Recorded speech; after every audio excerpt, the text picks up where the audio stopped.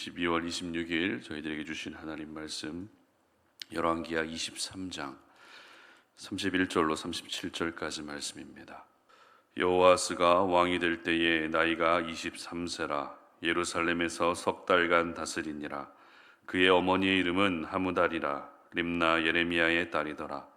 여호아하스가 그의 조상들의 모든 행위대로 여호와 보시기에 악을 행하였더니 바로 느고가 그를 하맛 땅 리블라에 가두어 예루살렘에서 왕이 되지 못하게 하고 또 그 나라로 은 100달란트와 금 1달란트를 벌금으로 내게 하고 바로 느고가 요시야의 아들 엘리야김을 그의 아버지 요시야를 대신하여 왕으로 삼고 그의 이름을 고쳐 여호야김이라 하고 여호아하스는 애굽으로 잡아갔더니 그가 거기서 죽으니라.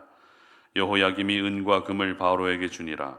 그가 바로 느고의 명령대로 그에게 그 돈을 주기 위하여 나라에 부과하되 백성들 각 사람의 힘대로 액수를 정하고 은금을 징수하였더라. 여호야김이 왕이 될 때에 나이가 25세라 예루살렘에서 11년간 다스리니라. 그의 어머니의 이름은 스비다라 루마 브다야의 딸이더라. 여호야김이 그의 조상들이 행한 모든 일을 따라서 여호와 보시기에 악을 행하였더라. 아멘. 하나님이 주도하시게 하라라는 제목으로 오늘 아침 말씀 전합니다. 사람들이 모여 있고 사람들이 살아가는 곳에는 갈등이 있기 마련입니다. 생각이 다르고 또 살아온 환경이 다르기 때문에 갈등이 생기는 것은 어찌 보면 당연하다라는 생각이 드는데요. 그런데 갈등이 있다라는 것보다 더 안타까운 것은 그 갈등 속에서 치열한 주도권 싸움이 일어난다는 것입니다. 그러고 보면 대부분의 다툼의 원인과 다툼을 통해서 얻고자 하는 것은 바로 주도권인 것 같습니다. 주도권이란 내가 더 많은 부분에서 주도하고 싶어하는 마음을 가리키죠. 따라서 가정 안에서도 주도권을 가진 사람이 있습니다.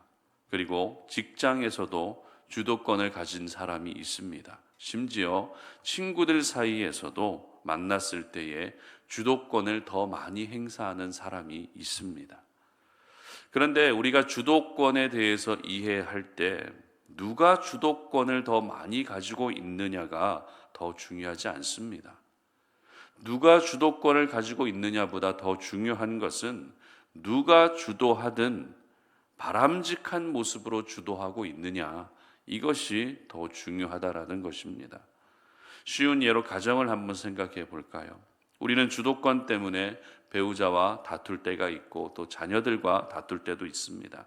그러나 사실 남편이 더 주도권을 많이 가지고 있느냐 아니면 아내들이 더 주도권을 많이 가지고 있느냐는 그렇게 중요하지 않은 것 같습니다.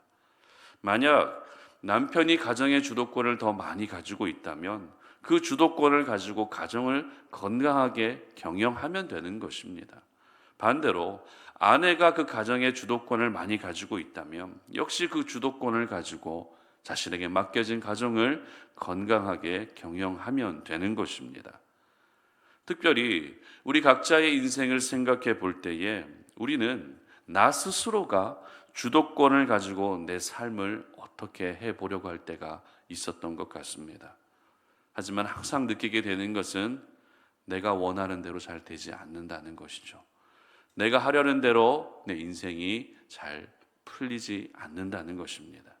그렇기 때문에 삶의 주도권을 내가 쥐려고 하는 것이 아니라 하나님이 주도하시도록 해야 한다는 것입니다. 오늘 본문이 바로 이 주도권이 얼마나 중요하고 또 누가 주도하느냐가 얼마나 중요한지를 우리에게 보여주고 있는 말씀입니다. 남유다 역대 왕들 가운데 단연 최고로 꼽을 수 있는 요시야도 이제 하나님의 부름을 받게 됩니다. 요시야가 다스렸던 31년간의 시간은 하나님에게도 참 행복한 시간이었고 백성들에게도 행복한 시간이었습니다. 하나님과의 무너진 관계가 정상이 되고 다시 이 모든 관계들이 회복이 되는 놀라운 영적 부흥을 경험하는 시간이었던 것이죠. 그리고 요시야 다음으로 왕이 된 사람은 요시야의 아들 여호아하스라고 하는 사람입니다. 요시야의 아들이라고 하는 그 한 가지만 봐도 우리에게 큰 기대를 갖게 하는 인물이지만 이미 저희들은 히스기야의 아들 므낫세를 보면서 아무리 아버지가 하나님 앞에 정직하게 행하며 산다 할지라도 그 아들 역시 반드시 그렇다라고 말하기는 어렵다는 것을 이미 본 적이 있습니다. 여호아하스 역시 요시야의 아들이라는 것이 믿기지 않을 정도로 하나님을 떠난 인생을 살게 됩니다. 32절 말씀을 한번 보도록 합니다. 여호아스가 그의 조상들의 모든 행위대로 여호와 보시기에 악을 행하였더니. 자, 이처럼 여호아스는 아버지 요시야를 본받는 삶이 아니라 하나님을 떠났던 조상들을 본받는, 하나님을 떠나 우상을 섬겼던 그 조상들의 삶을 본받는 그런 인생을 살고 맙니다. 그리고 여호아스의 뒤를 이어 남유다의 왕이 된 사람은 역시 요시야의 아들 여호야김이라고 하는 사람입니다. 여호야김 역시 요시야의 아들이기 때문에 적어도 한 명은, 요시야의 다른 많은 아들들 가운데 적어도 한 명은 요시야를 닮은 믿음의 사람이겠거니라고 하는 그런 예상을 할 수 있지만, 아쉽게도 여호야김도 하나님을 떠난 삶을 살게 됩니다. 아버지와 전혀 다른 길을 걸어갔던 것이죠. 37절 말씀 보시기 바랍니다. 여호야김이 그의 조상들의 행한 모든 일을 따라서 여호와 보시기에 악을 행하였더라. 어떠십니까? 요시야의 아들로서 요시야의 뒤를 이어 남유다를 다스리는 왕으로 세워졌지만 여호아하스와 여호야김은 하나같이 하나님을 떠난 인생을 산 사람이 되고 말았습니다. 그런데 이 여호아하스와 여호야김이 차례대로 왕이 되는 과정에서 저희들은 남유다 사람이 아닌 한 사람을 발견하게 됩니다. 그 사람이 누구인가 하면 애굽의 왕 바로입니다. 이름은 느고라고 하는 사람인데요. 성경은 남유다의 왕권이 이어지는 과정에서 바로 이 애굽의 왕이 남유다에 대하여 굉장한 영향력을 행사하고 있었다라는 것을 발견하게 됩니다.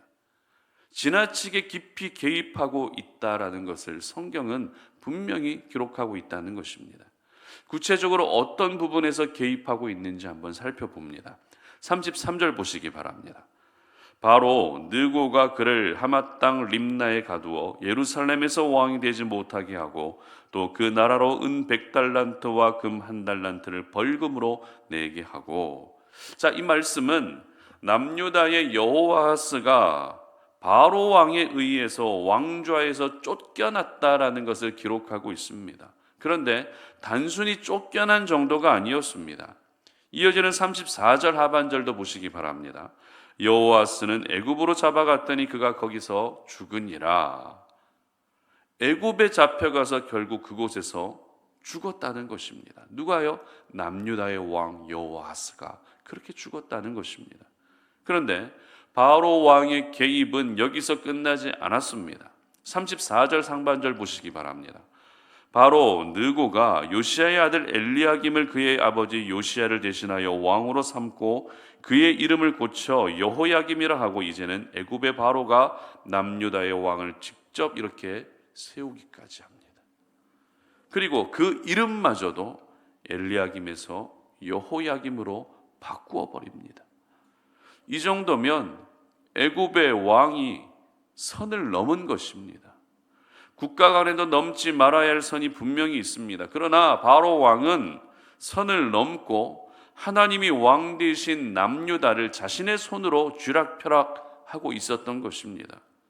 이와 같은 역사적 배경을 통해서 우리가 알 수 있는 것은 그 당시 세계 최강국이었던 아수르가 신흥국 바벨론에 의해서 무너졌다는 것이고, 이 틈을 타서 애굽이 다시 남유다를 향해서 영향력을 행사하고 있었다는 것을 알게 되는 것입니다.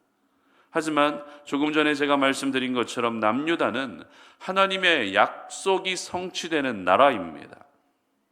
20명의 왕들이 순서대로 남유다를 다스렸지만 만왕의 왕이신 하나님이 다스리는 나라가 바로 남유다입니다. 그렇다면 남유다의 주도권이 누구에게 있는 것이 맞습니까? 하나님입니다. 하나님이 남유다를 주도하게 하시는 것이 나라의 안정과 번영이 보장되는 길입니다.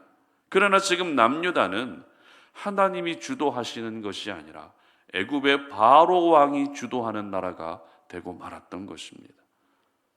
우리나라의 역사에도 일제 강점기의 역사가 있었습니다. 당시 겪었던 여러 가지 일들 중에서 가장 치욕스러운 일들 중에 한 가지가 바로 창씨개명입니다. 창씨개명은 우리나라 이름을 사용하지 못하고 일본식 이름으로 강제로 다 바꾼 일이죠. 자신의 원래 이름을 강제로 뺏겼다는 것은 정체성을 잃어버렸다는 것입니다. 이렇게 정체성을 잃어버리게 되면 내가 누구인지, 나는 어떻게 살아야 하는 것인지, 이 모든 부분들이 혼란스러워지는 것입니다. 그런데 이와 같은 수모를 누가 겪었다고요? 다윗 왕조의 후손도 역시 이러한 수모를 겪었다는 것입니다. 얼마나 부끄러운 일입니까? 얼마나 수치스러운 일입니까? 주도권을 뺏긴 결과가 이렇게 참담했다는 것이 바로 남유다의 역사였습니다. 여러분, 오늘의 말씀을 우리 자신에게 비추어 볼 때 우리 인생도 하나님이 주도하시도록 해야 하지 않겠습니까? 내가 주도하는 것이 아니라 하나님이 주도하시게 하고, 돈과 권력 이와 같은 것에 내가 주도당하는 것이 아니라 하나님에게 주도권을 모두 내어드리는 것이 맞지 않겠습니까? 그러면 어떻게 해야 우리가 하나님께 주도권을 내어드릴 수 있을까요? 어떻게 할 때에 하나님이 나의 삶을 주도해 주시는 것일까요? 저희들은 앞서 살펴봤던 여호아스와 여호야김에 대한 성경의 평가를 살펴볼 필요가 있습니다. 아버지 요시야는 종교개혁을 일으켰을 뿐만 아니라 아무도 하지 않았던 성전 수리의 일도 하고 800여 년 만에 처음으로 유월절을 지키기까지 하는 신앙의 대부흥 운동을 일으킵니다. 그러나 요시야의 아들 여호아스와 여호야김은 어땠다고요? 하나님 보시기에 악을 행했다는 것입니다. 믿음의 조상들을 본받았던 것이 아니라 우상 숭배했던 조상들을 본받았다는 것입니다. 그렇습니다. 하나님 보시기에 악을 행하면 삶의 주도권이 하나님에게서 다른 악한 것들로 옮겨지게 되는 것입니다. 그러나 우리가 하나님 보시기에 선을 행하고 믿음의 아름다운 발자취를 닮아가는 거룩한 몸부림을 치게 되면 삶의 주도권은 하나님에게로 다시 옮겨지게 되는 것입니다. 그러므로 오늘 이 아침에 우리가 함께 기도할 때에 여러분의 삶의 주도권을 살아계신 하나님에게 다시 내어드릴 수 있었으면 좋겠습니다. 내가 지금까지 움켜쥐고 있었고 다른 세상의 것들에 늘 그 주도권을 내어주었던 여러분의 삶이 다시 하나님에게 모든 주도권을 내어드릴 수 있는 삶으로 바뀔 수 있었으면 좋겠습니다. 그래서 하나님이 다스리시는 인생이 되시고 하나님이 주도하시는 삶이 되시기를 바랍니다. 그래서 하나님이 허락해 주시는 안전과 번영이 여러분의 삶 가운데 반드시 임할 수 있는 그런 귀한 은혜가 있으시기를 주님의 이름으로 축복합니다. 함께 기도하겠습니다. 살아계신 하나님, 오늘도 이 아침에 우리가 주님 앞에 나와 기도합니다. 지금 내 삶은 어떠한 것에 주도를 당하고 있는지, 어떠한 것에 주도권을 내어주고 있는지 우리의 모습을 돌아봅니다. 내 삶을 이끌어가고 있는 것은 과연 무엇입니까? 나는 어떤 것에 내 삶이 지금 이끌림 당하고 있습니까? 하나님, 오늘 요시야의 아들 여호아스와 여호야김의 모습을 보며 우리는 오로지 하나님에게 주도당하는, 하나님께 모든 주도권을 내어드리는 인생을 살아야 한다는 사실을 기억합니다. 하나님 아버지 앞에 악을 행하는 것이 아니라 믿음의 삶을 살아가게 하시고 선을 행할 수 있게 하시고 여호와 하나님을 닮아갈 수 있는 거룩한 삶을 살아가게 하셔서 우리가 오늘 모든 삶의 주도권을 하나님 아버지 앞에 내어 드릴 수 있는, 그래서 하나님께 주도되어서 우리의 삶이 더욱더 안전해지고 번성케 되어지는 놀라운 은혜를 허락하여 주시옵소서. 감사드리며 예수님의 이름으로 기도드립니다. 아멘.